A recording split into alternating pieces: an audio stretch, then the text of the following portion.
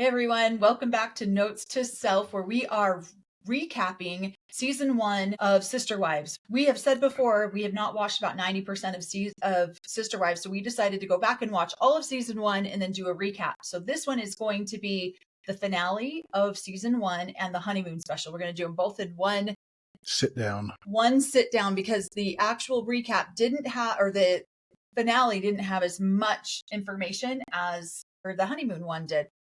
So one of the things that we noticed in the recap, I do enjoy those recaps. And Natalie Morales was the one who was the host of it. And I do enjoy them because you do get to hear why, what they're thinking when they're doing this. And one of the things I wanted to point out was that Natalie asked how the kids were doing. And Janelle was saying that they were trying to protect the kids as much as they could in the filming process. And then with the online exposure to people. Yeah. And so I was glad to see that they were conscious of that at the beginning, at least at the very beginning, at least in season 1, they tried to be conscious of that. I feel like as the seasons went by, maybe lost. I mean, based on what we've seen, the only other episode we've watched or season we've watched all the way is season 20, but we've 19. Watched. Or no, see, 19. Oh my gosh, we're on season 19. Yeah, it feels like 20. But yeah, what do you think?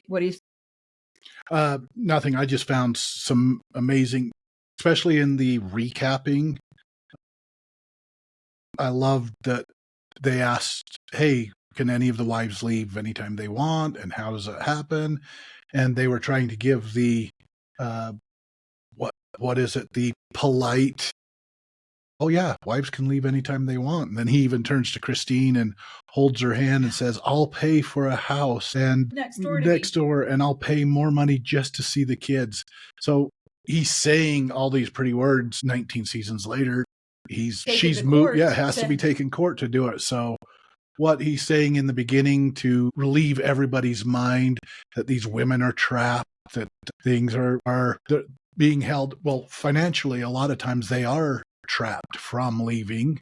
How are you going to take care of the kids? Do you get to see the kids? He says, oh yeah, these wives will take the kids. So that doesn't always happen in other families. So sometimes the wives take the kids and move into another family. But a lot of the times what really happens, especially when somebody is leaving the AUB, is they have to go through the court systems to get child support, to get visitations, to get all of those things. So. Yeah. So I thought it was really interesting. They do say a lot of those things to defend themselves. I thought it was ironic that he said this stuff to Christine. Mm-hmm. And then, and now she's having to sue for any amount of child support to get anything from him, to get any, he apparently, from what we've read, we don't know, that he hasn't financially supported truly her youngest since she left him. And so this is one of the things that we've noticed in polygamy is this type of thing is said all the time. They're free to leave whenever they want. They're not free to leave. They're financially bound.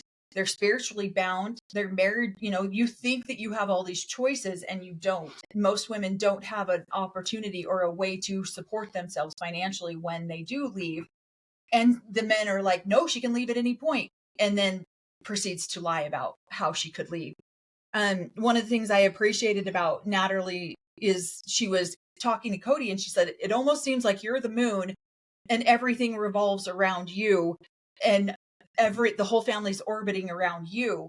And he was like, oh, well, that can give people somewhat of a God complex. And we've talked about this on our channel a lot, that men in polygamy tend to get God complexes because everything revolves around them.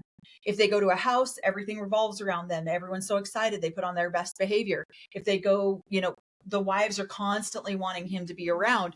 So we do see that. We talked about that. And so here in the tell-all, or I don't even know what you call it, like the recap of it, is what it said. The finale is that's one of the things that they bring out. And it is true. And that's how these men get their God complexes. Stay in charge. So. Yeah. So another thing that they talk about is financially working together. And I thought that was funny because now that back then we would believe so much, well, the general public would believe so much about what the family is selling them, right? But now 19 seasons later, we know that they there was a point where they stopped financially working together.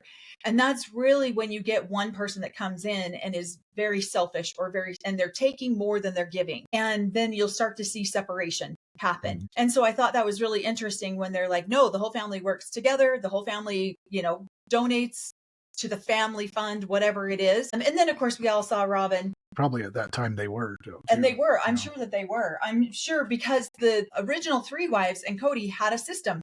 They lived together. They ate together. They did everything that, helped watch each other's kids. They were actually a family unit. And then you come and you bring one person in who doesn't want to do that same level of commitment. And so then they start to take more than they give. Well, and then the family finances fall apart. Yeah, they financially probably needed to work together. Right. They didn't have a lot of income that they could readily spend. As they got into the show more, then there was probably more money to spend and some. And so it's easy for Robin to come in and make comments saying, no, the family financially works together when she's the one benefiting from that financial working. The rest of the wives all live together.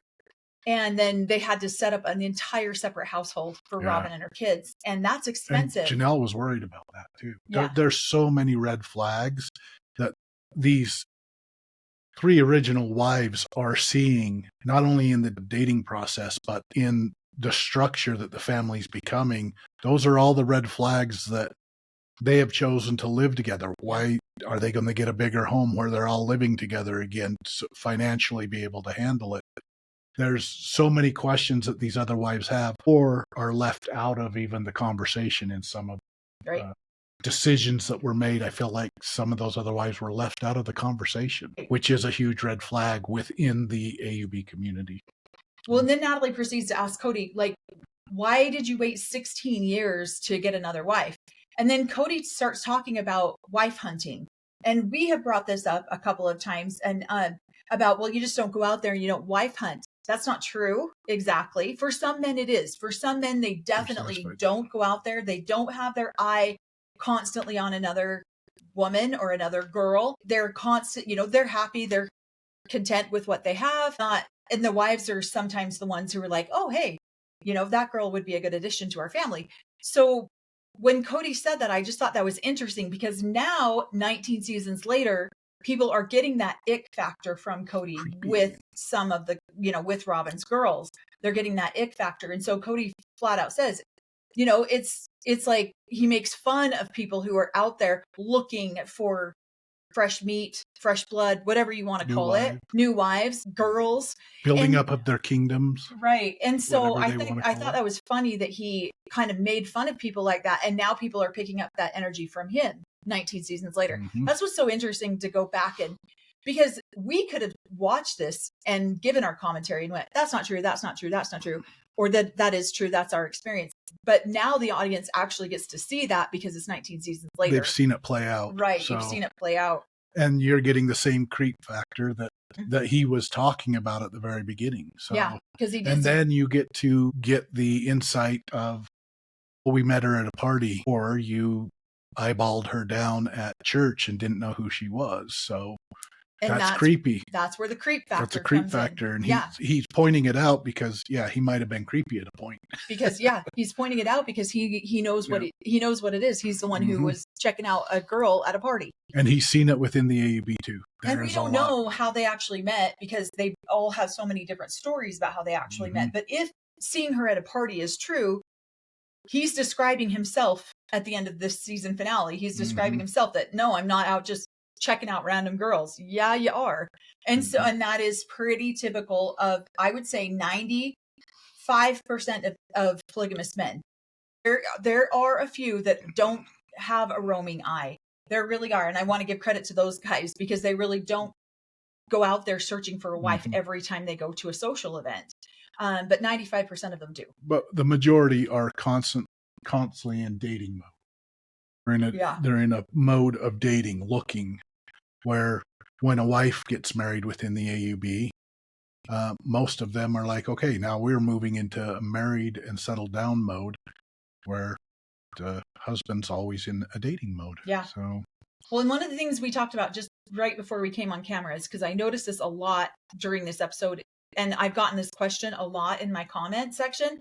of why does the AUB refer to all the women as girls? And Cory brought up a good point. You can go ahead and just they put it into their language, their communication. These are my girls, in case you get out into the world with the Gentiles and you have a younger wife that somebody could make a mistake. You don't want to be saying these are my wives or these are my women. Or these are my women. Yeah, whatever it is. You're like, I'm just out here with my girls, so that you as Gentiles, through assumption, could be like, oh, they're probably his daughters. And where other people within the community are like, oh, no, those are his wives. So they're just young, much younger than him. And so. Well, and that is a factor too, because women tend to get married so young. I would not have called me a woman 8 weeks into 17 when I got married.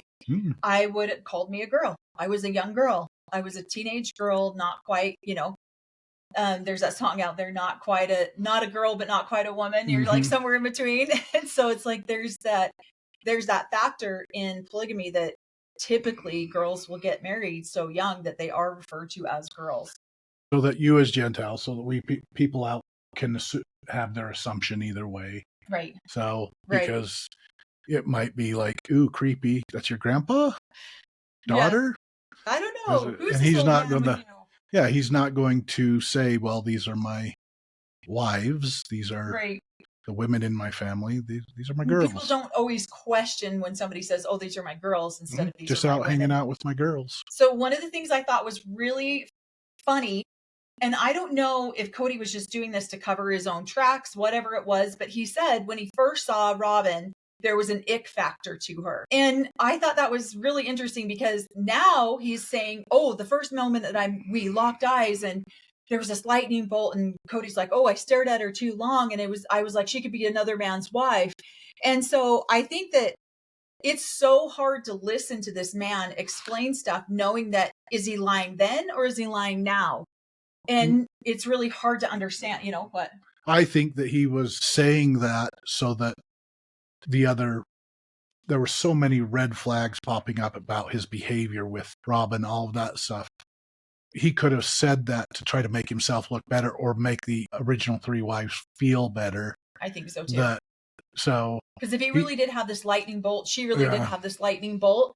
He's trying to suppress some of whatever it was that he experienced with the original wives, because there was already so many red flags and so much concern about Robin coming into the family and monopolizing Cody and his time.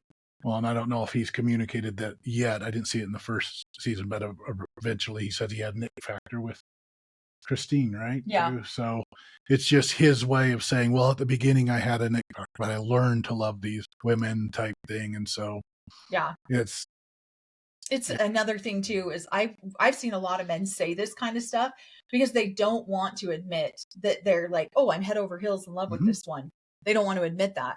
And then Robin comes to his defense by saying, well, yeah, I was a single mom with 3 kids. That's a lot of responsibility. And she does make a very good point right here, because there's already so many levels of dynamics and on the emotions when you're dealing with a wife here and a wife there and children here and children here. Now, just marrying somebody like, personally, you married me with 3 little kids. There's a whole different level of emotions. Now you got to deal with an ex. Now you got to deal with kids going, you're not my dad. And obviously Robin handled that for him and forced the kids to call him dad right off the bat. But there's just different levels of emotional stress that can come when you marry somebody that already has children and already has an ex. And that's a lot to deal with, especially in the dynamics of polygamy. And, where my dad was just always like, my dad didn't deal with exes very well. Like, I remember there was one of the exes of one of his wives that kept trying to come around. And my dad was like, yeah, get out. He had 0 tolerance, 0 anything, and just kicked that guy to the curb quick. And that guy ended up leaving. My dad's 6'8". He's a big dude. And so he shut that down so fast. Well, and I think we've discussed this before. Basically, he's in a leadership position or within the AUB. And if that guy wants anything to do or get new wives or do anything like that, he's going to listen. And so there are some men who leave the AUB group and they just leave their wives and their kids. It's an abandonment issue. And then they remarry and assimilate those kids back in and give them the names and do all of that stuff so that they feel belonging in that new family. Well, and then that goes right back to the statement that we talked about where Cody's like, I'm not here to take anything from their biological dad. Yeah. I'm not here to take any, like, she was single when I met her. All I'm going to do is try to be there and be a good husband and be a good dad to their kids. I'm not going to take anything from him. Let's fast forward 19 or whatever seasons. I don't even know what. 6 or 7. 8 seasons. He says in there, the kids have 2 dads and 4 moms now. I'm not taking anything type thing. And I believe that this was their first season. This was their first show. They were trying to put on a beautiful front or story. And later on, then he's like, ooh, let's make some. Just kidding. Yep, just I'm gonna kidding. Take everything and from so you. A lot of the things he says in this first season, then you see, it was bullcrap. That he changes his opinion on all of these things. I'm going to legally take them. I'm going to spiritually take them. I'm going to emotionally take, yes. And he can do that because he is the priesthood leader. And Preston was not a part of the AUB at that point. So his opinion didn't matter about anything. Didn't hold the priesthood or might not have been in the priesthood standing. So. Right. So I thought that was just interesting when Cody made that statement. I'm not taking anything. And then what's funny, part of the couch interview. So I've done a video, maybe 1 or 2 on the different types of wives. And so they sit there and they're like, oh, Janelle's the logical one. Christine's the fun one. And Mary is the get her done, the get things done one. And then Robin's the emotional one because Robin is already crying. She's already like, this family's done so much and they didn't have to love me and they took me in and loved me. And then one thing, go ahead. Emotional one's great. That's not a bad thing. Let's just see a tear or 2. Real tears. No. Just being mean. So one of the things too that I thought was interesting too is they do point it out right at the beginning, and we're already experiencing this just brand new onto our channel and talking about the things that we're talking about. We're already seeing, but they're talking about how tabloids and gossip channels, like they find out interesting things about their family. And so I thought that was kind of interesting that they experienced that so right out of the gate, that all of these different channels started popping up. Let's talk about sister wives. Let's do all these things. And then they find out that Mary starts making fun of it. Like, oh yeah, I found out I was going to leave Cody like 3 times. And so there is a lot of speculation, and a good chunk of the time we're speculating on what we're talking about. We're just correlating it with the experiences that we've had growing up and what we've seen happen over and over and over again. And we could be totally wrong. It might not be the case in this situation, but we do see these situations so much that we can have a fairly good speculation based on repetition of what we've already seen happen. Well, so that was pretty much the tell-all. Do you have anything else you want to add into that? No. That's all I had written down for the tell-all. And then we've got 3 or 4 pages on the honeymoon special because, oh my gosh, that honeymoon special lit me up. It was very hard to watch. It was very hard to sit through. It's just, I think it's ridiculous. The whole thing's ridiculous, but let's get into it. So here I know, sorry. She was lit up. It's so infuriating to watch the blatant disregard, to say one thing and then watch the actions be blatantly disregarded for anyone else around you but yourself. And so one of the things that they said was they're on their honeymoon, they're talking to the camera, and she's like, we needed this 11-day vacation because our courtship had to go so long. And then she said, our courtship lasted 10 months. 10 months. Let that sink in, because she just wants to have sex. So I'm sorry you had to court for 10 months without having sex. Really? And so this is my very strong opinion on this, because that's what and he points that out. Being in the AUB, having a girlfriend for 2 or 3 months is really hard on the wives. And so you court each other for typically 60 to 90 days. You don't even know somebody after 60 or 90 days. And so this is very true. They get into, and then they get married so that they can do the deed. And then they get to know each other after the fact. Well, they couldn't do that. And I just thought it was gross coming right out of the gate, that Robin alludes to this so many times in the first opening couple scenes. Like, now we're getting to know each other in a way that we just weren't allowed to, or we couldn't, because of course he had wives. Well, and her statement at the very beginning of this was, we did it all right. Reassuring the wives, reassuring the public, reassuring everybody that they did it to AUB standards. And she says that a couple of different times. And so you're having to reassure everybody that you did it right, that you went through everything right.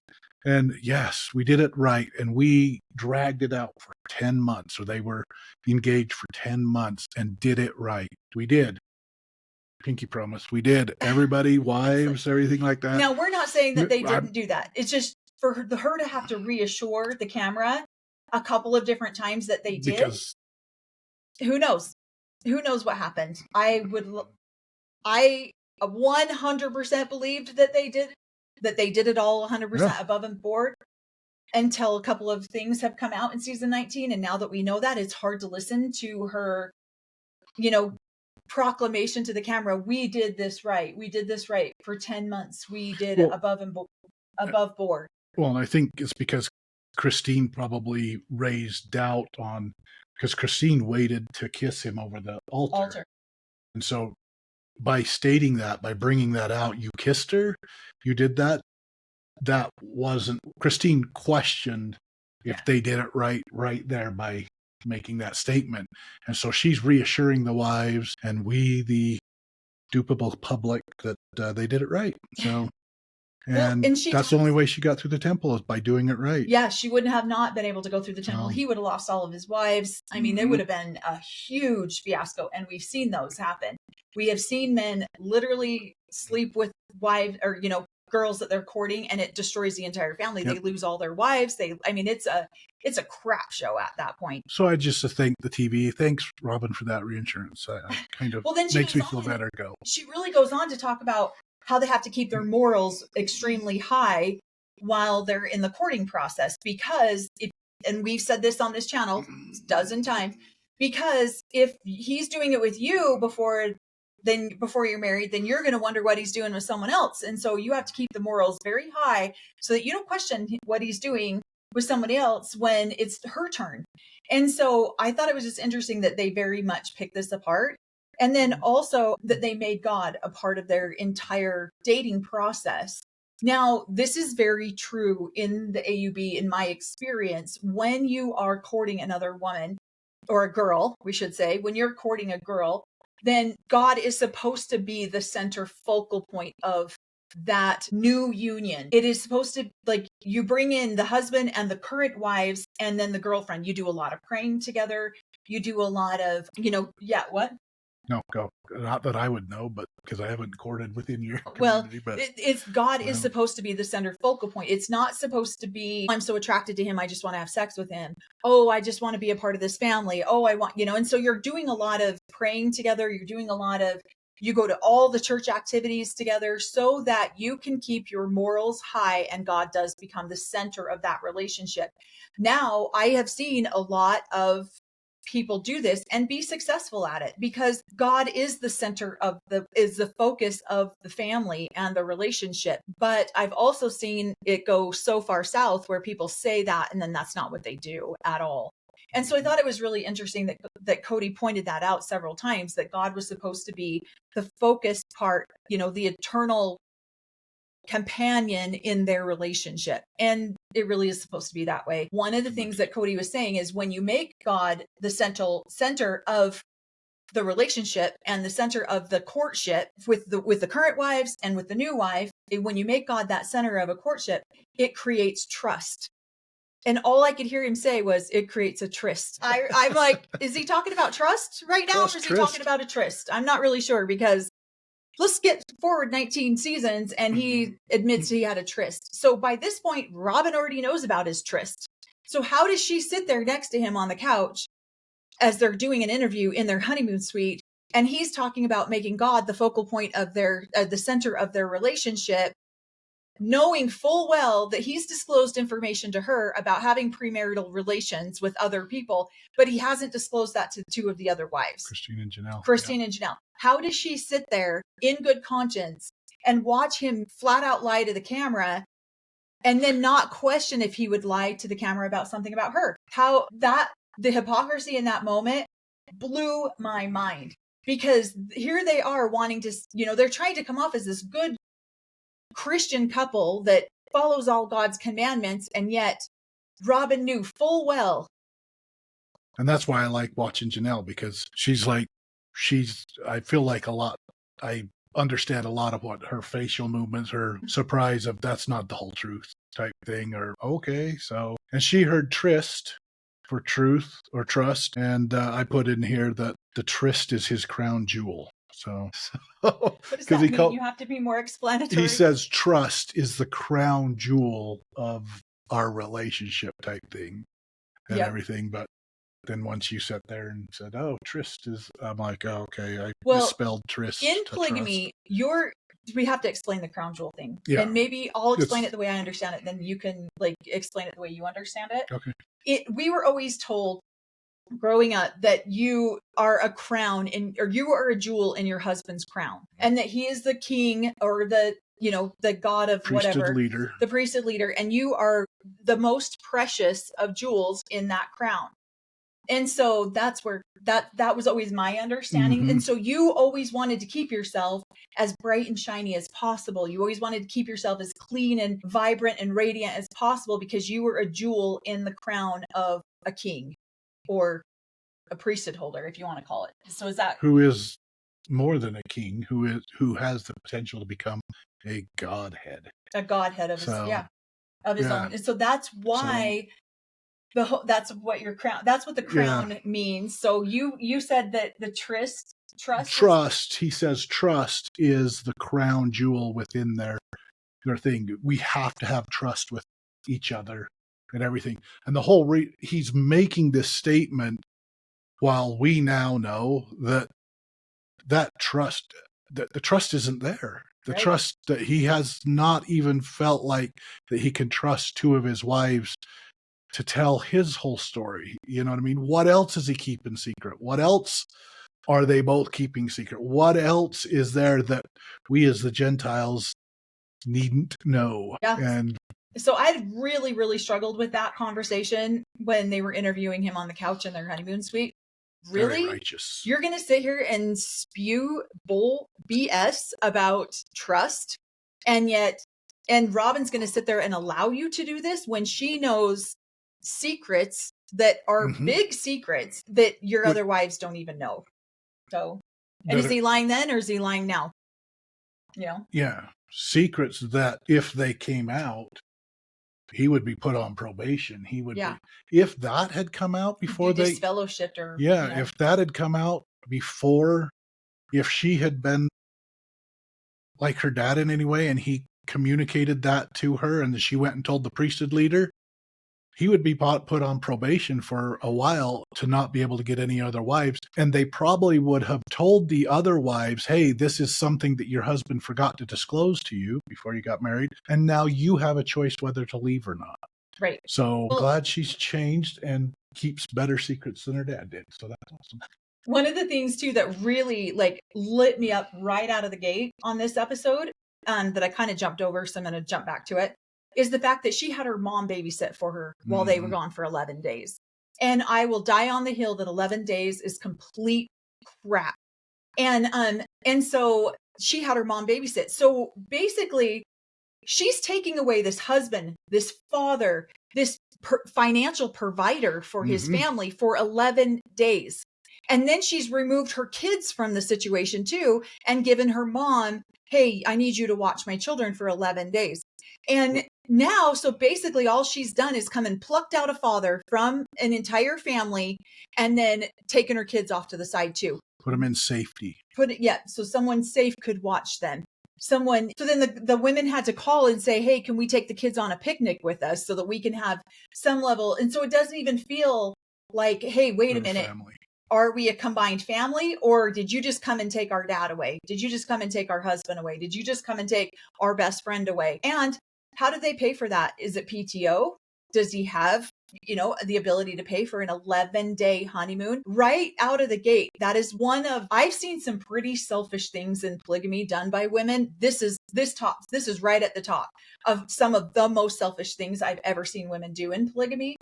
And so, yeah, I feel like it's disgusting that her kids were not even integrated as part of the family during this 11 days that she was gone. Now, I get it. You don't want to inconvenience somebody for 11 full days. I get that. Split the time up a little bit. Have mom come and watch them for a part of the time.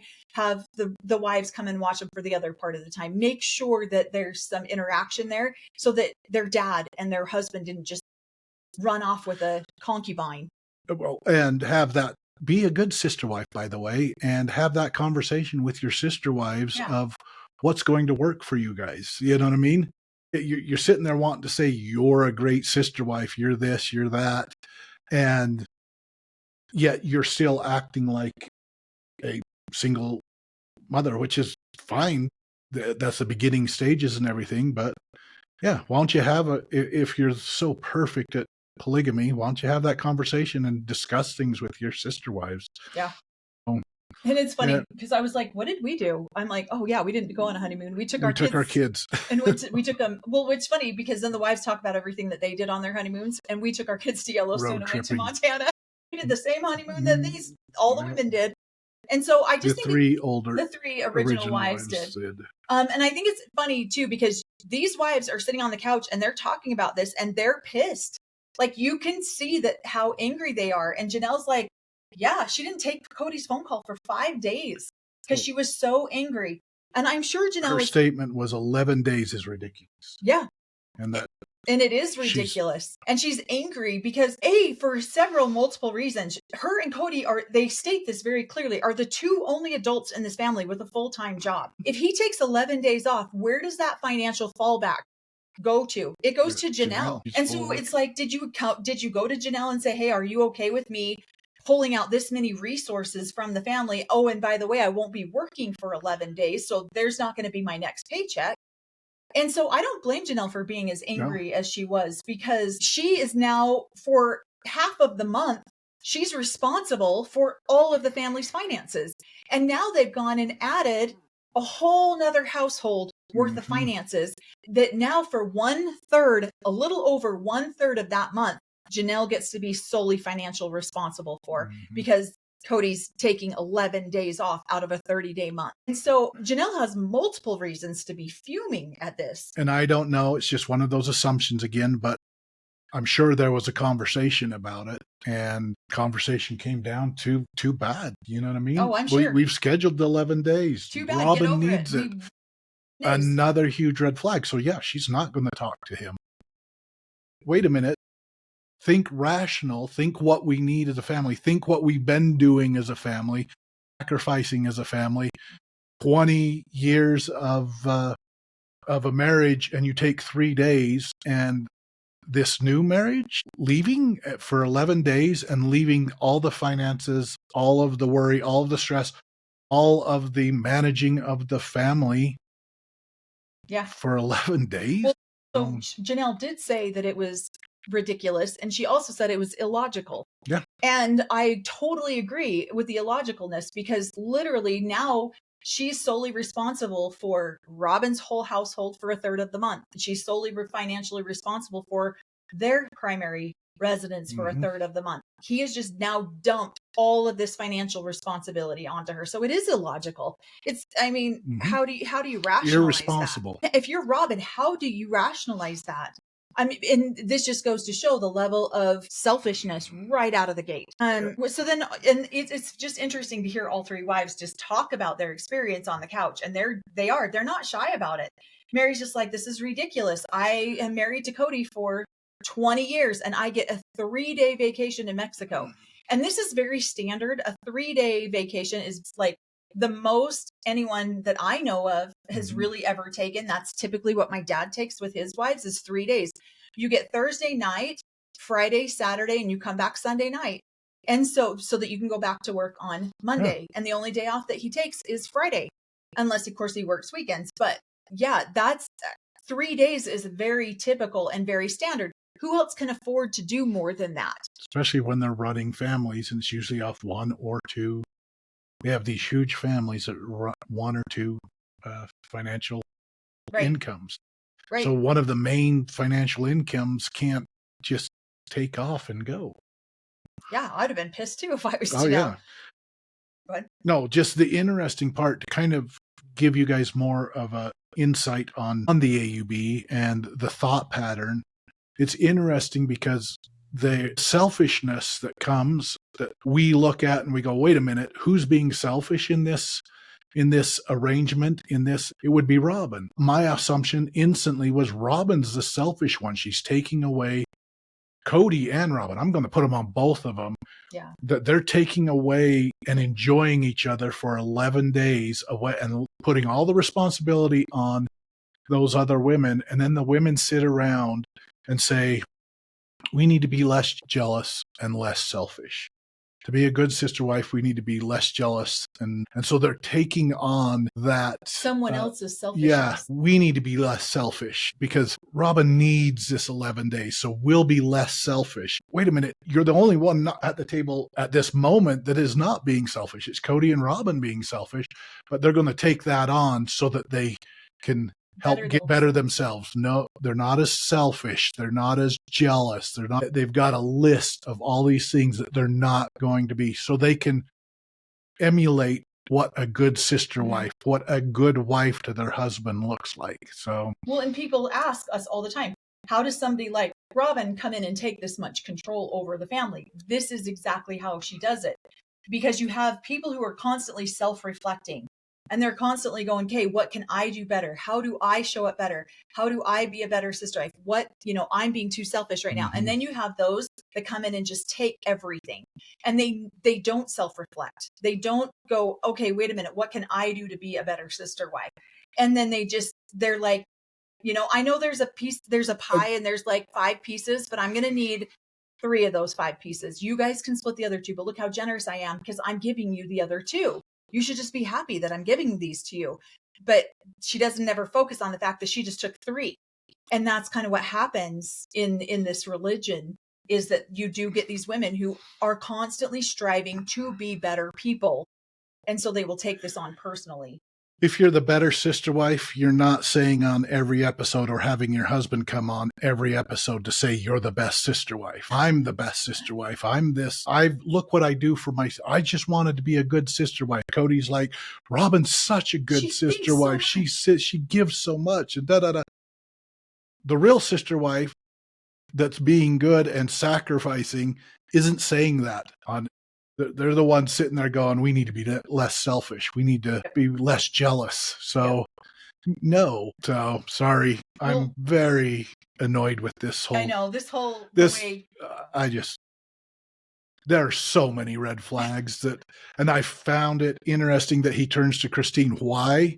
Was it just a fluke that he turned to Christine and said, you're free to leave or you're going? Or did he just know if any of the wives were to leave him, she was going to be the first one out the door? Well, so each wife talks about their own honeymoon experience and what they experienced. And they all did road trips. And we've talked about this before where, Christine and Mary ended up going up to Pinesdale to Cory's parents' house. And so they did road trips and about 3 days is what they're stating. And that is very common for any time a husband takes any time away from his family, his financial responsibilities, or his wives or his children. That 3 days is very typical in my experience. Yeah. So these wives are reflecting on, it is hard. And they make the comment, it's hard. We get to watch Robin have this lavish, extravagant reception. We get in, yes, I know situation. And this is where they're personally beating themselves up saying, well, I need to be a better sister wife because they know situations are different. TLC might be paying for a portion of it.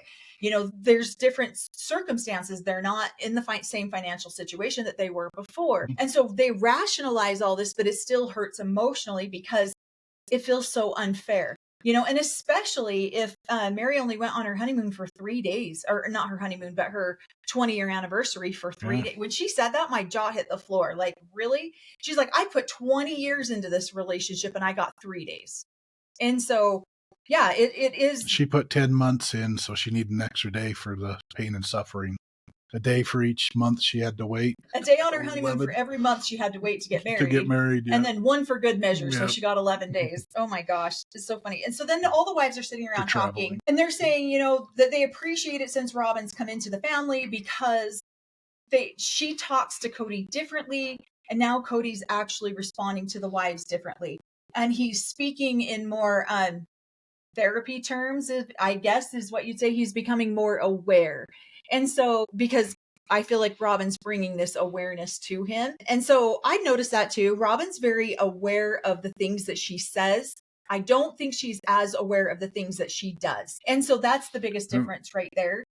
I think she's very aware of what she does and is okay with it. So now they're going to all go on a picnic. The wives are going to take everybody out. They're trying to somewhat have some unity with the children so that they don't just feel like their husband just took off on just on vacation with a woman. So they're trying to connect the family while he's gone and take the kids out on this. Proving that they're the orbit of the family, in my belief. Well, it proves that they are. Yeah, they're maintaining the family unit.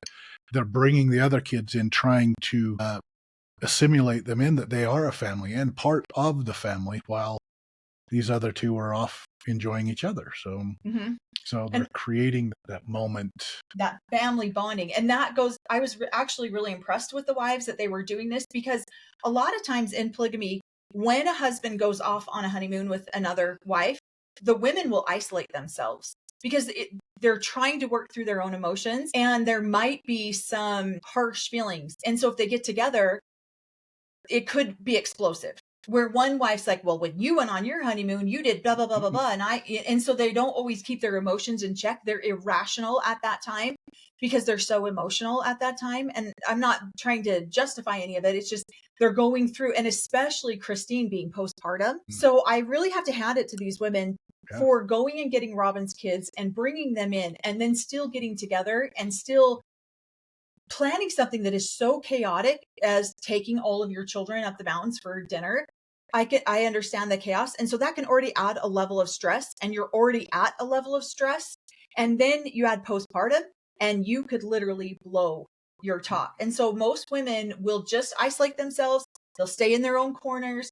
They'll deal with their own children, and that's it until the honeymoon's over and the husband comes back, and then they have some reconnection time, and then they'll tend to come back together. Not one time that my dad ever got a new wife do I ever remember my other mothers coming together while they were on their honeymoon.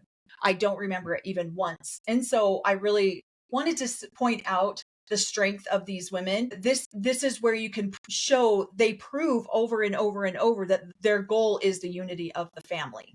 And this is one of the reasons why I've said the Browns were one of the very best families that you could have ever seen, because these women constantly are putting their emotions in the background because the family unit is more important to them, and integrating those children into their family is more important to them. And so anyways, kudos to them for that part of it. Also, one of the things that Cody says on the interview is, he's said this multiple times. I've seen several different clips where he's like, I have 4 wives. The only thing that scares me is poverty. And yet he's doing things that a poor person's mentality would do by driving a sports car when he can't afford one, and he justifies that. Oh, we bought that and it was way old, whatever. By making these moves that cause financial stress to the family by taking an 11-day honeymoon, he's doing decisions that a poor mentality would create. Hopefully that makes sense. If you've ever seen the rich dad, poor dad type of mentality, he's doing things that poor dads would do. And yet he claims that his only fear is poverty. And I don't know. I don't know why that strikes me so, it rubs me wrong every time he says it. Because I'm just like, so then that means that you'll do anything to avoid poverty? Then that makes me question his morals at that point. So, okay. One of the things that the wives said while they were on the camp out thing is that the kids started bickering back and forth. And Christine starts laughing and she's like, oh, he's treating him just like he would treat his sisters. Yeah, there might not. And I understand that too, because becomes a point when a wife comes in with new, and you would know this probably a little bit more because I was really young when those kids came into our family. It's like you tiptoe around them. You're not quite sure. Are we friends? Are we not friends? The other children. And then all of a sudden there becomes a point where they're like, yeah. When there's a simulation, when they're like, oh yeah, this is just brothers and sisters. Yeah. Right. And so I thought that was interesting that Christine pointed that out, because I definitely experienced that. You know, I was 5 when my dad got a wife, and my sister was 5. And then the next time he got a wife, I was 15, 14. And so, and her children were little. So we didn't have to integrate as much with that, because they were just, we just loved on them as older kids. We didn't have to have that back and forth, I guess. Okay. One of the things that I wrote down too, and jump in here if I'm skipping over something you want to talk about. One of the things that they're talking about is that Robin is talking about when he goes home from his honeymoon, or Robin and Cody are both talking about this. When he comes home from the honeymoon, he's going to be walking into an emotional landmine, and he's not sure how he's going to navigate through that landmine. And I see that all the time. My dad used the exact same words with my other moms of he's walking into an emotional landmine. He doesn't know what he's going to get. Is she going to be happy to see him that he's home after 11 days? Or is she going to be like, we need to talk, sir? You know, he knew that I'm not guaranteeing. My assumption is he's had a conversation. These guys knew he was going, and they gave him logical reasons why he shouldn't take an 11-day. Just the same logical reasons that we laid out. And when it comes to it, your opinion, thank you for your opinion. It doesn't matter.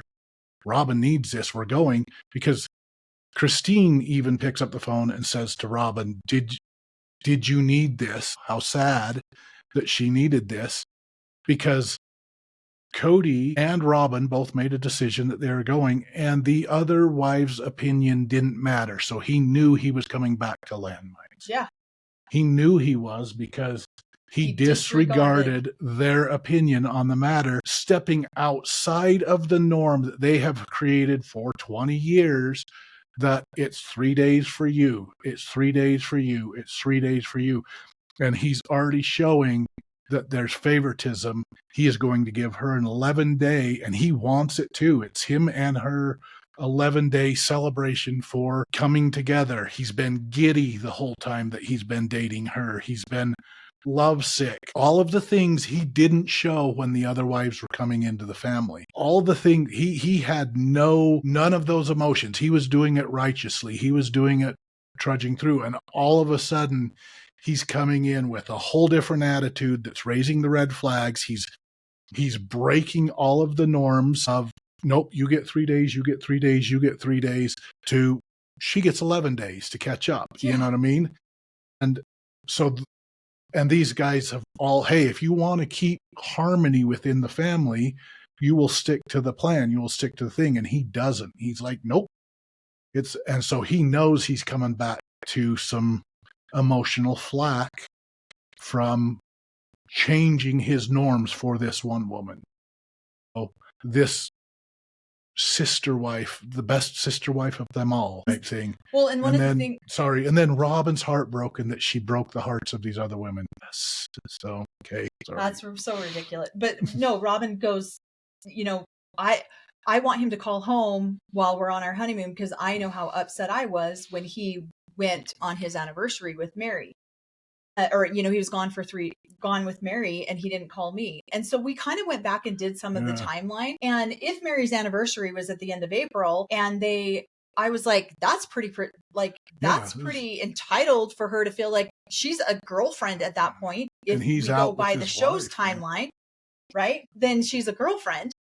But so how dare her think that he owes her a phone call while he's on a 20-year anniversary trip with Mary? He doesn't owe her anything. He should 100% focus on his 3 days that he's giving Mary. That's it. He shouldn't be calling anyone else. And so here she takes away this husband and this father for 11 days, and then acts like she's a saint by giving them back a phone call while they're gone.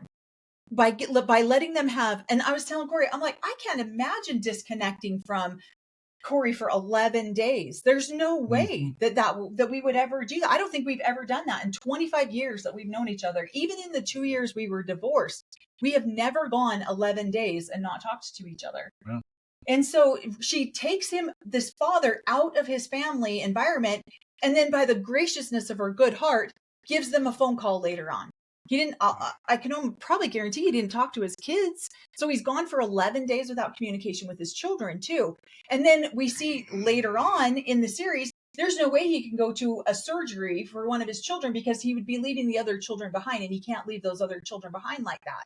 But yet he can't leave his youngest ones, Ariella and Saul. He can't leave them for however long this surgery is going to take. And yet he can leave 13 children for 11 days while he goes on an honeymoon. We're just going to beat this one to death because it's just so mind-blowing to both of us. I have a different opinion on that too. I feel like that they were probably brand new married when he went out with Mary.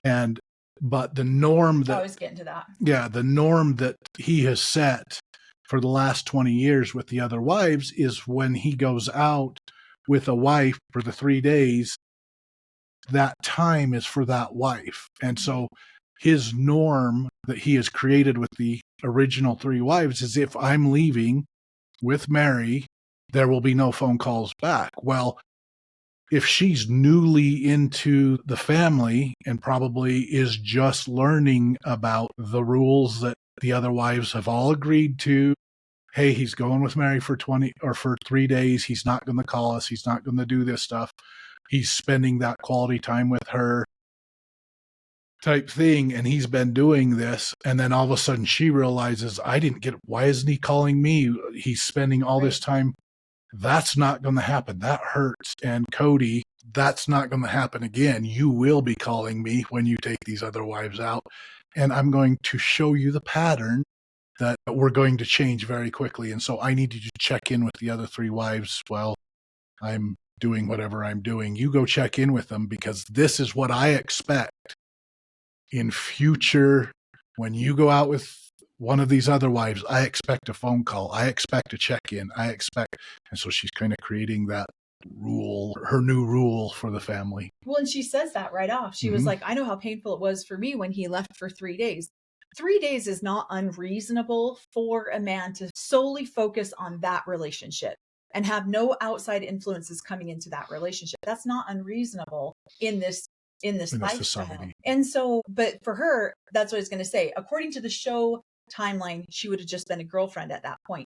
But according to what we believe, that she was married in February or March, she would have been brand new married if she was married in February or March, and then Truly was born at the beginning of April. And then Mary's anniversary is towards the end of April. There would have been a lot of, so in Robin's defense, I understand she's now a new bride. If our theory is correct, then she's now a new bride. And now you've got a brand new baby coming into the family after years of no babies. Now you've got a 20-year anniversary. So she kind of gets overshadowed a little bit by everything else that's going on in the original family. But then again, you knew that, and this is what you signed up for. And I get so tired of listening to Cody say this to the other wives about Robin coming into the situation. And now let's reverse that. Okay, Robin, you knew this. You knew before you came in, this is what you were signing up for. And so if we go according to our timeline, she would have been newly married to Cody and demanded a phone call. And if I were Mary, I would have said, absolutely no way. I would have said, you are not checking in with another wife. Why, I only have 3 days with you for our 20-year anniversary. I think she was just expecting him to call. And then when he went 3 days and probably didn't answer texts, and probably then when he got back, he walked into that, what'd she call it? Emotional landmine. She brought up that, here's the emotional landmine. You're just getting in trouble right now, right off the bat, buddy. And we're changing the rules. And so, but then she flips the script on that, and she says to the camera, I know how bad it hurt me, and I won't do that to my sister wives. I am going to make sure that he calls home and checks in with everybody. And I'm like, why? Because you took away their husband and father for 11 days. And now you know what it feels like to not talk to him for 3 days. Better get used to that, sweetheart, because that's what happens in this lifestyle. You don't get to connect with your husband the minute you think that you should. Because guess what? There's 3 other wives that want to connect with him when they think they should too. And this is why I feel like the wives are constantly trying to better themselves by saying, oh, I'll wait for my moment with Cody before I talk to him about this, because that's what good sister wives do. Those that self-reflect maybe are more conscious of that, and those that don't go, I deserve a phone call while you're on a 20-year anniversary trip with Mary.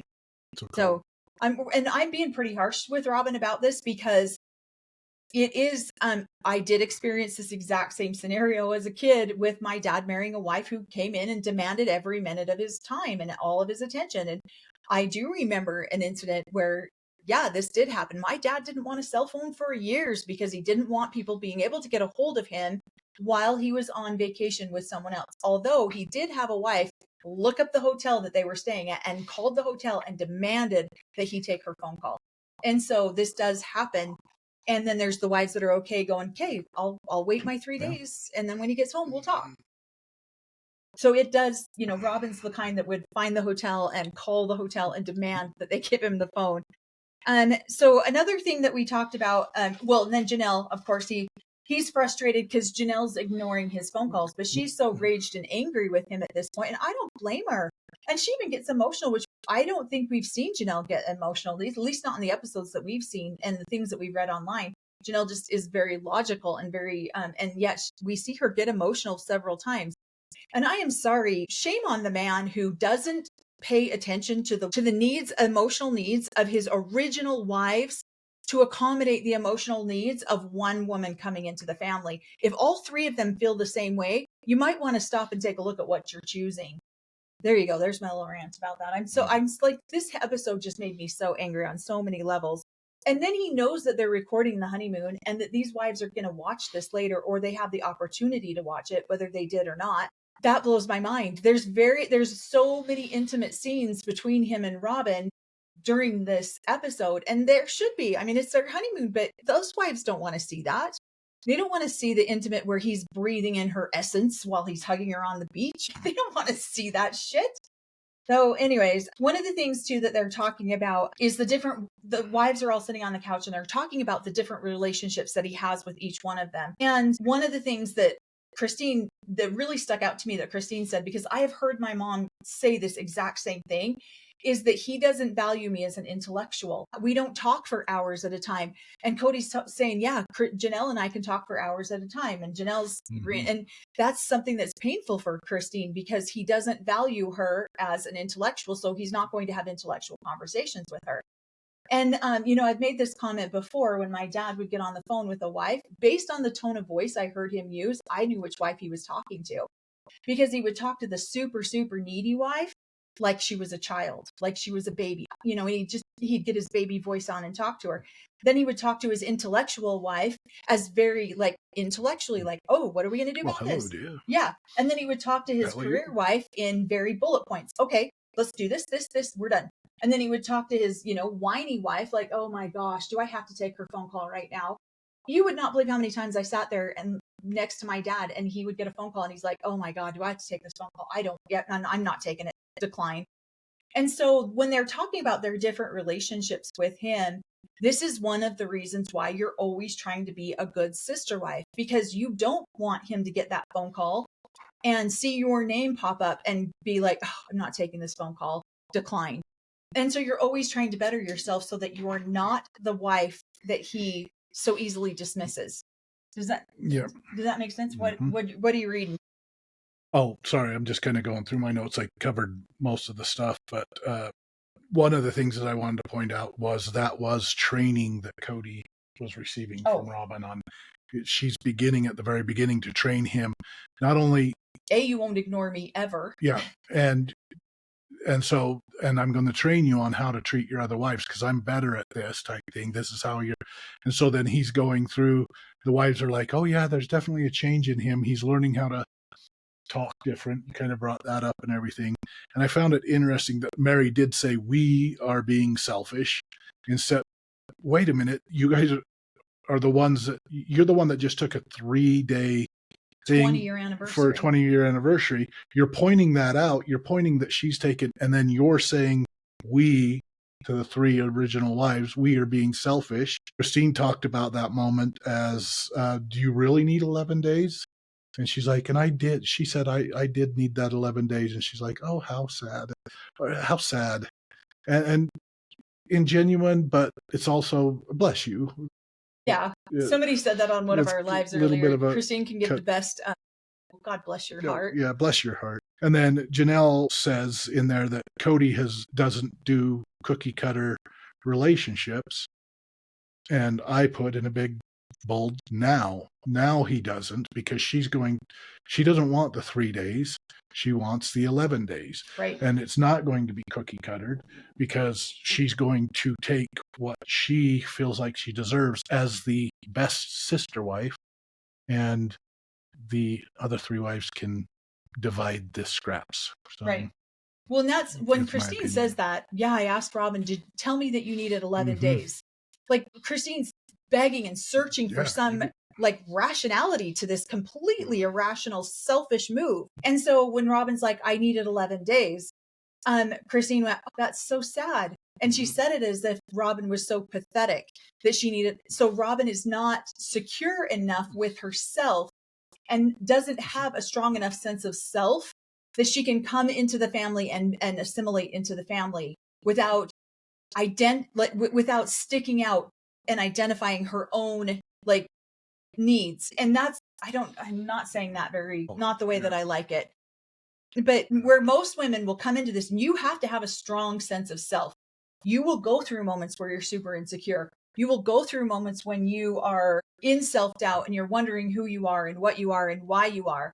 But if you don't have that good, solid, or some level of sense of self, then you will take from other people like Robin did. So that's basically what I read into Christine saying that, was that how sad for her that she doesn't feel secure enough in herself that she has to monopolize this man, this father, for 11 days in order to find her sense of self with him.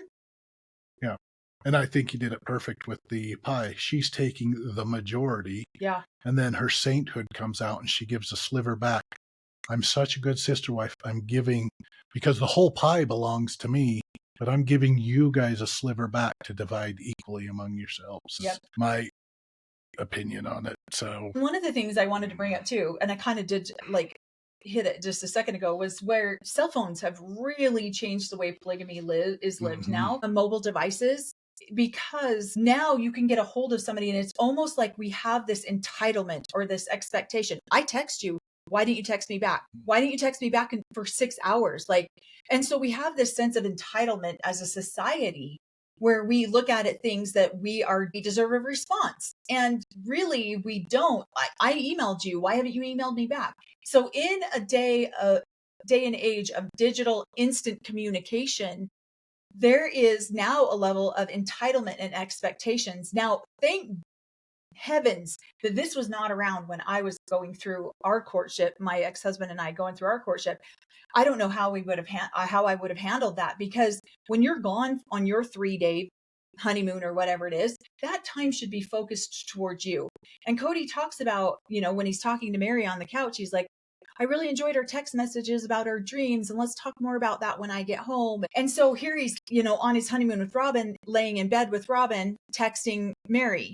And so I can only imagine the levels of complication this creates. And I have literally heard my dad say this within the last couple of years. Oh my gosh, I want to throw this damn phone away. I'm so sick and tired of people not being able to get a hold of me. Because before, if he didn't want them to get a hold of him, they didn't, unless you're a wife that calls around and finds which hotel he's at, and then you call that hotel. But that takes a very assertive, a very determined woman. Most of the time, women would just sit back and wait their turn. And so in this day of instant, call me right now, answer me right now, I deserve a response right now. My God, I can only imagine the level of complexities that adds to the wife you're spending time with, and then the relationship that feels like it's being ignored because you didn't respond to a text message. I don't know. Can you imagine that? No. I can't imagine any of this. I'm never going to put myself in this situation. No. It's like horrible. And so then, so just kind of wanted to point out, because that's a dynamic that we really don't think about. And I didn't have to deal with when we were around in polygamy, but I've watched my dad deal with it. I've watched him, and it's funny. I mean, he even has a group text with all of his wives. We can just send out one message. We didn't have to talk to each one of them individually, which I mean is efficient, but sometimes I'm sure can be hurtful. Okay, so another thing, we're almost finished with this honeymoon episode. One of the things is that I wanted to point out again is that all the wives come back home. And Cody's getting all the kids and they're creating a meal and he's sending all of his wives out to go, they've just gotten back and he's sending them all out to go shopping or go hang out or do whatever together, which is not. The statement was they were going out as a sisterhood. So, yeah. And so I just put a little snarky comment here, the sisterhood of the traveling diesel jeans. So then they went out, sisterhood of the traveling diesel jeans, to do a little shopping and connecting with each other. That's hilarious. So yeah, I don't know very many wives who actually do this or actually ever go out shopping. I mean, so this was, in my opinion, a made for TV moment, because they don't normally go out and try clothes on together. They're showing it for, they're showing it that, hey, look, we're a full sisterhood. They pointed out the sisterhood. Yeah, we got back from our honeymoon and look, these women still love me or they still like me or whatever. And then Cody's going to make a meal. And I thought it was funny how I get that Cody can't cook for 25 people all at once. I get that. I mean, I've been put in those situations of cooking like that. And so he's divvying out the responsibilities to all the kids. And I remember my dad wouldn't even bother divvying out the responsibilities. He would say, Melanie, go make sure all this gets done, divvy out whatever you need, and then I was the one divvying out the responsibilities. So I thought that was funny because I felt like he kind of enrolled Aspen and Logan into, you guys make sure that all this gets done. So very typical polygamous father. I'm not going to do this. I need you all to make sure that you get this done. And so I just thought it was funny. The wives all go out to go shopping together and then they're trying on some clothes together and, or they're trying on hats too. And Robin's kind of throwing out her little comments and Janelle's just like, whatever. And I love to watch. Janelle is the most fun wife out of all of the wives to watch body language on. I just love to watch her body language. I love to watch her eye rolling. I love to watch her. Yeah, that's not going to happen. And so Robin's kind of being friendly with her in the shop or whatever. And she's like, I love Janelle's face. I'm going to give my interpretation of Janelle's thoughts. It was like, you're so cute, wench. You just took my husband away for 11 days and I'm still not talking to him because of it. Yeah, go ahead and make fun of my spider hat on my head. So I just thought that was so funny. And then they're trying on the clothes and Robin comes out with this dress on and Christine's like, absolutely not. It does nothing for what you've got going on up there. And then she starts like pointing out and Robin's like, oh my God, don't make fun of my insecurities. And Christine's like, you're insecure about that? Are you kidding me? So insecurities. I'm not making fun. I'm making fun of your intelligence. So I don't know. That's just my snarkiness of what I probably would have. But that's probably. Well, and then she says to her, you're not secure with that issue? Oh my gosh, sweetheart. You're going to have a real hard time living polygamy if you're not secure with that issue. Yep. Oh. And so I thought that was really hilarious how Christine points that out because it's easy to see in another wife. Like, why is she insecure about that? Why does she have, it's a lot harder to look at your own and go, why am I feeling this way? What is happening? Like, why do I feel crazy about this issue?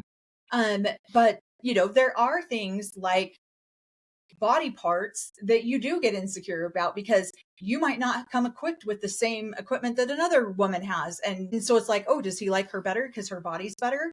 She has bigger, smaller, whatever. And it's like, instead of stopping and going, what I have is enough. And this is not something that's just in polygamy. It's enhanced in polygamy because you have sexual relationships going on. You're all sharing the same. Yeah. Yep. You're all sharing the same. Let's see. I don't know. Talk about pregnant women being the same as bringing a wife in. I can't remember why I wrote that down. Well, because Mary made the statement, it was her last thing, that as you are becoming a mother, it's going to be uncomfortable. There's going to be pain coming up. That you're going to be going through all of this discomfort, but at the end you get this little joy that enhances. And so she's comparing Robin coming into the family as giving a birth, that Robin's a baby. Well, just because that she's going to be amazing. Well, she's not saying Robin. She's No, she was saying that's kind of the same dating process. You get pregnant, you go through all the pain and suffering of the pregnancy, and at the end, this is what you're going to create. It was this great bundle of joy. But then if you are, coming into a polygamous situation, that there's going to be pain, there's going to be hurt, but you're hoping at the end you have this wonderful bundle of a family. And a celestial kingdom gift at the end of that. Right. And so that's worth what you're working towards, is this celestial, eternal family. And that's worth the pain and the suffering that you have to go through to get there. Thanks for, I'm like, that's what I wrote that down too. And then the one thing I did is Cody had made the statement in there that talking about Robin. Well, Robin's completely unique, different. I'm not marrying another Janelle. I'm not. And then he makes a statement in there. I have the same love for Christine, Mary, and Janelle as I ever did.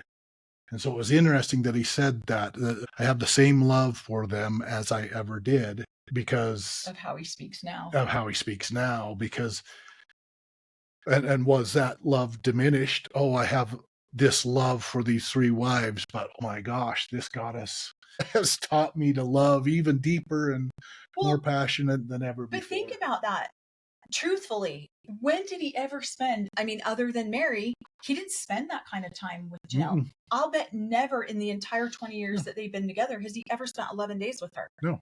And so, of course, he can learn to be intimate with Robin on a level that he never learned to be with Janelle or Christine, because he's never given them that same amount of time. Yeah. Right? Or energy or longing. He even admits he had this 1,000-yard stare when it came to, and he sure didn't have that 1,000-yard stare for 10 months. He had this giddy little schoolboy right back in the dating mode, excited about the whole thing, probably fighting and heartbroken, trying to win her affection, is my assumption, only for entertainment.